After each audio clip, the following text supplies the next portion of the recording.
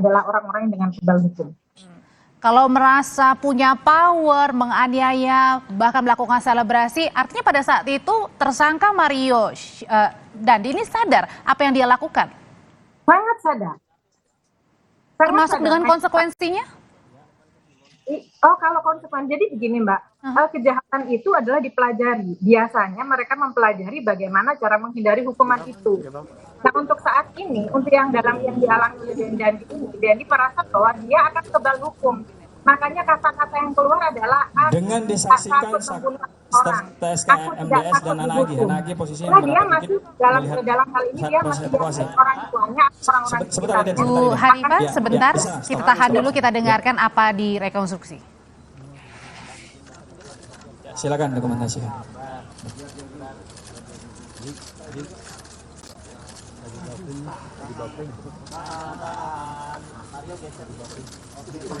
Ini adalah rekonstruksi pada saat korban David dibawa ke mobil, dan mobilnya ini terlihat jelas ya, berarti bukan mobil Mario Dandi yang membawa korban David menuju ke rumah sakit.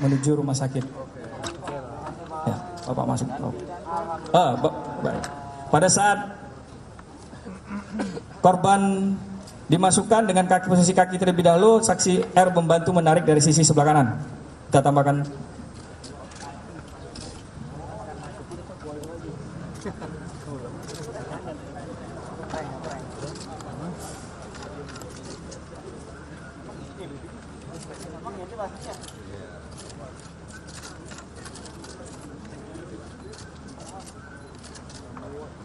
Anak AG tetap menyaksikan TSK.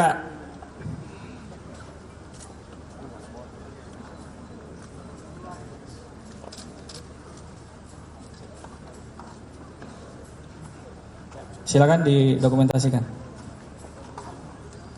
Iden tolong mundur lagi, harus terlihat dari sisi sebelah kiri, tolong terlihat utuh. Mundur lagi, kameramen mundur lagi, peran sebelah kiri juga harus terlihat. Di sini Pak.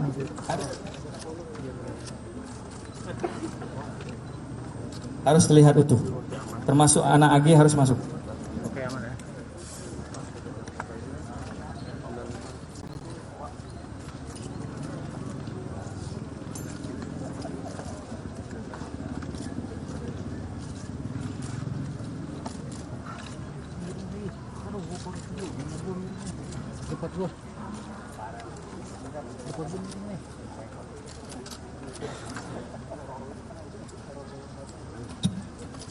Baik, ini adegan terakhir.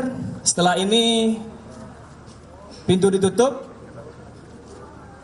Pak saksi R membawa korban ke rumah sakit. Posisikan bonekanya atau dikeluarkan aja Pak, kalau nggak bisa dikeluarkan. Kita anggap dia sudah di dalam.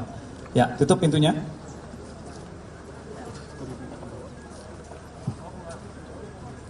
Ya,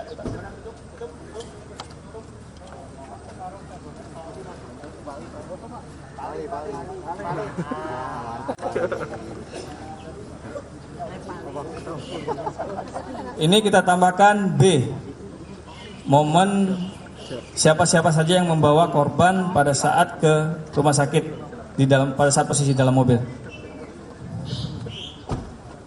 Silakan Iden, diambil posisi dari depan agar terlihat siapa yang di dalam mobil tersebut, harus terlihat.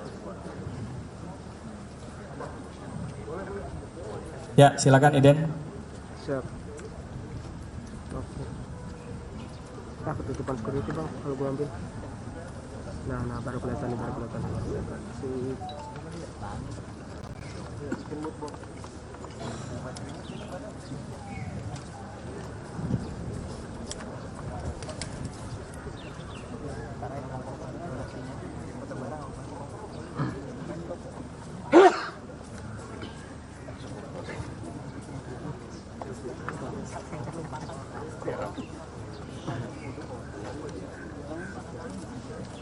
Ya, Iden, silakan.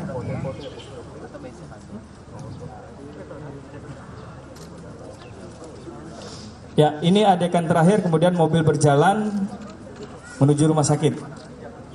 Sekian dan terima kasih.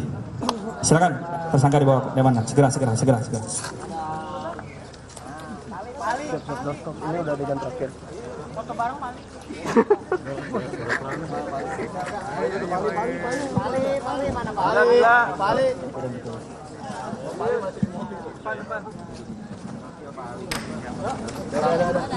Bang, jangan masuk lagi, Bang. Udah. Ini sini. Iya. Bentar bang, sini aja lah. Iya, sini aja, Bang. Udah rapi. Maju lagi kita. Ntar reporter gue maju dulu, Bang. Biar enak. Nah. Biar semua reporter. Maju. Nah, reporter. Oke. Red, Pampers. Coba cek dulu audio. Cek. Iya bang. Ini anak-anak persiapan sih. Doorstop lah. Nah, nggak tahu. Dengan adegan terakhir korban David dibawa ke rumah sakit menjadi adegan terakhir dari total 23 adegan dalam rekonstruksi kasus penganiayaan David Ozora dengan tersangka Mario Dandi, Shane, dan pelaku anak AG. Dan saat ini seluruh tersangka atau kedua tersangka Mario Dandi dan Shane sudah dibawa oleh penyidik untuk kembali ke Polda Metro Jaya. Dan sementara untuk pelaku AG memang tidak diikutsertakan karena berada di bawah umur dan perannya digantikan. Sambil menunggu keterangan dari Polda Metro Jaya di lokasi kejadian, saya masih bersama dengan Mbak Hanifah. Mbak Hanifah. Ya. Mbak Hanifah, kalau tadi di dalam adegan terakhir korban David ini dibawa ke dalam dengan saksi lain, termasuk juga tadi sempat ya ada Shane yang ikut membawa ke dalam, tapi Mario Dandi berada di luar. Ini apa yang tergambarkan? Apakah Mario Dandi memang terkesan memang tidak mau membantu korban atau ada kaget bahwa korban ini ternyata separah itu yang dialami lukanya? Kalau saya pikir ketika Mario Dandi itu sudah memutuskan untuk melakukan penganiayaan dengan cara sadar, artinya yang tidak berjalan dengan normal itu adalah cara berpikirnya. Ketika cara berpikirnya itu tidak normal, itu berarti dipengaruhi oleh pengendalian dirinya yang kurang. Sehingga perasaannya jadi mati. Padahal ketika dia itu kontrol dirinya ada, cara berpikirnya menjadi normal, perasaan dan sikap yang dikeluarkan itu menjadi sikap yang benar.